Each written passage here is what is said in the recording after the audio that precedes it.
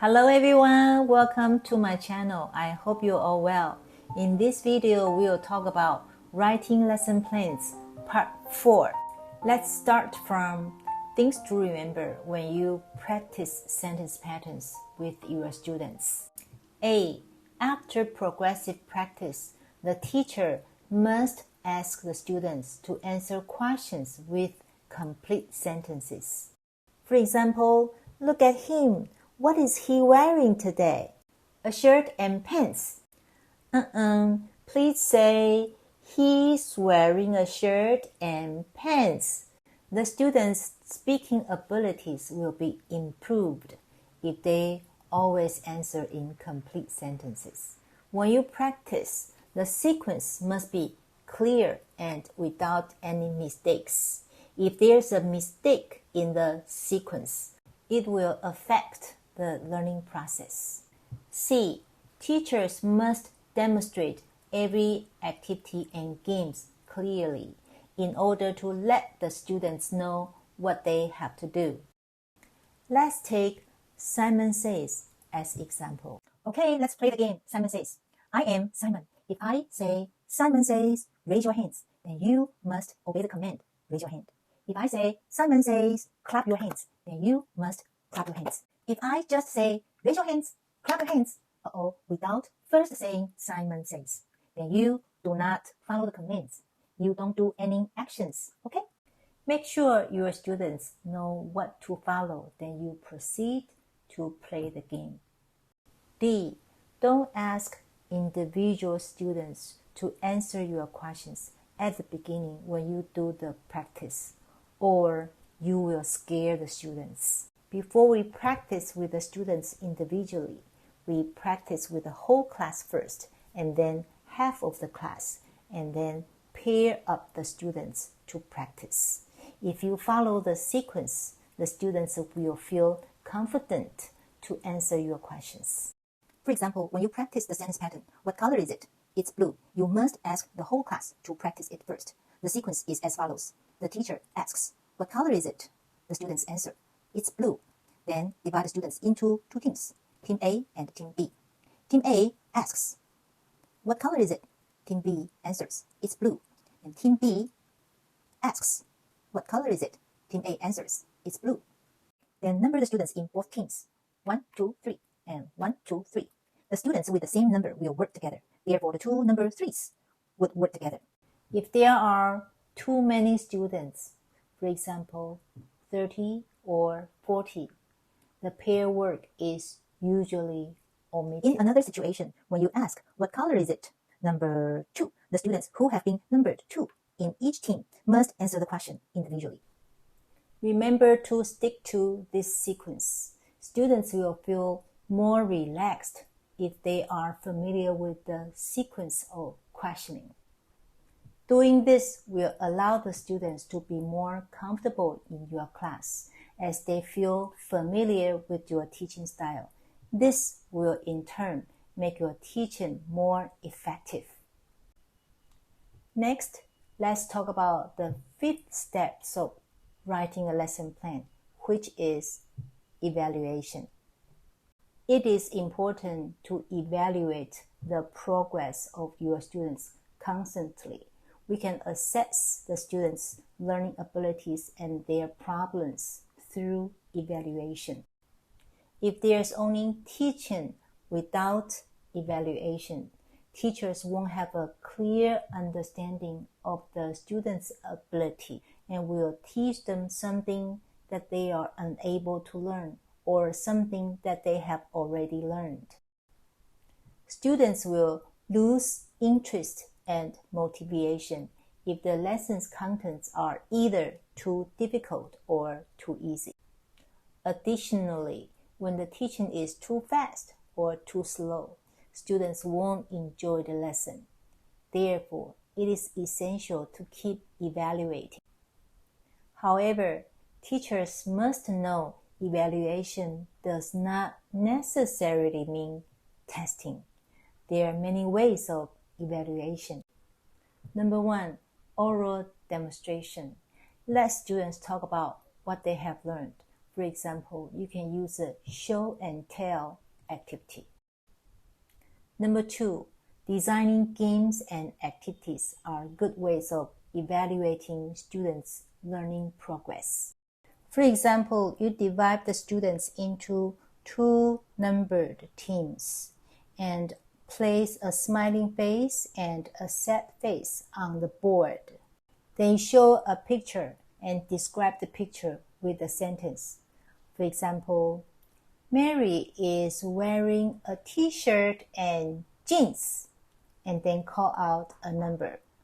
For example, number 3. The students who have been numbered 3 have to quickly run to the board and slap on the sad face and rephrase it. Mary is wearing a blouse and a skirt.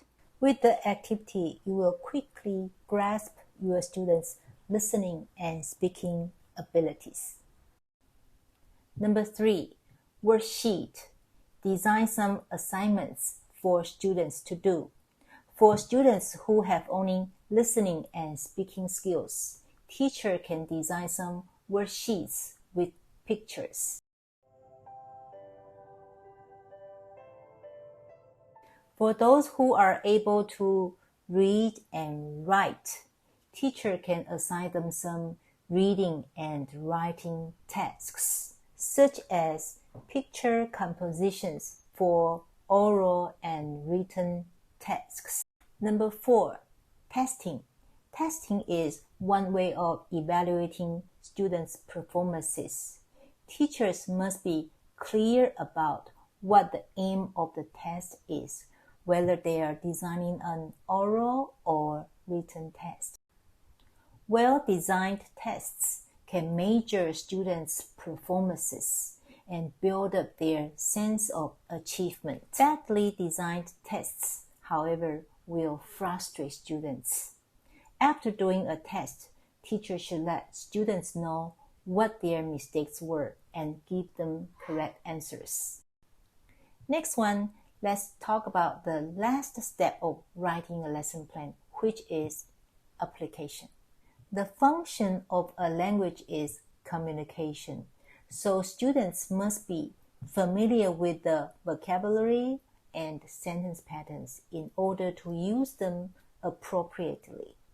The teacher must provide opportunities for the students to use the language after presenting the lesson. Students can make sentences with newly taught words and sentence patterns. For example, after they have learned members of the family, let them draw their own family trees. After learning directions, let the students give directions from their home to school. The 6 steps mentioned above are necessary for a well-designed lesson. If you can follow these steps, you won't have any problems presenting a lesson. However, a few additional steps will ensure the class runs even more smoothly. Here are some suggestions. Reserved activity. We believe that a good teacher will always be well prepared before the lesson, but this is not always enough. Therefore, teachers must be over-prepared, especially when teaching a new class. It's never certain how much the students will understand. If the class runs particularly smoothly, there may be 10 to 15 minutes remaining. Or on the other hand, there is an activity which is not a success. Then the teacher will have to change to another activity instead.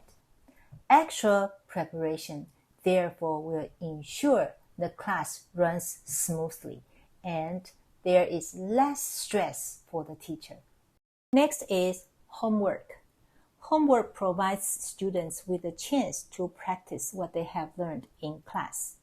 It's better to know what kind of homework you will assign. If you wish to assign worksheets, then you have to prepare enough copies beforehand. Next is necessary teaching aids. A good lesson usually requires many teaching aids. Teachers must prepare them well in advance. If teachers are not well prepared, then the students and their parents may think the teacher is not professional. So the teaching aids have to be well prepared and must also be used appropriately. Teachers also need to note down the activities which will accompany their teaching aids. Next is comments. Teachers should stop and think after presenting a lesson and decide whether it was a good one or not, and the reasons why it was either good or bad. After identifying the problems, teachers can revise and correct them, thereby providing a better lesson plan for next time. By doing this, teachers will also gain more experience as well as learning from their mistakes. Next is date. Teachers need to note down the date of the lesson on the bottom of the lesson plan. This will make it easier to use as a reference in the future. That's all for today. Thank you for watching my video till the end. We will give a simple lesson plan in another video. Till then, bye.